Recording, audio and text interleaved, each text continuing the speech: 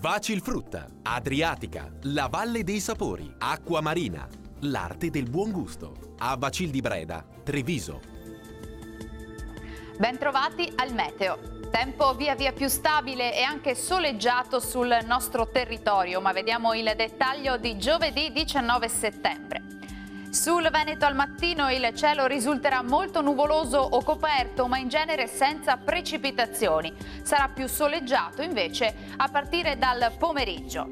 Temperature stazionarie minime tra 13 e 17 gradi, massime comprese invece tra 20 e 23 gradi.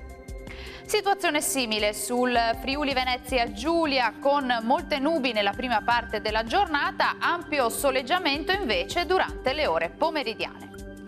Anche in questo caso le temperature saranno invariate, minime tra 13 e 17 gradi, massime tra 22 e 23 gradi.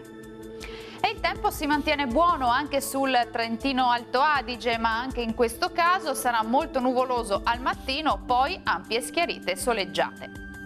Temperature minime tra 15 e 16 gradi, massime tra 22 e 24 gradi. Bene, dal meteo di Antenna 3 per ora è tutto. Arrivederci.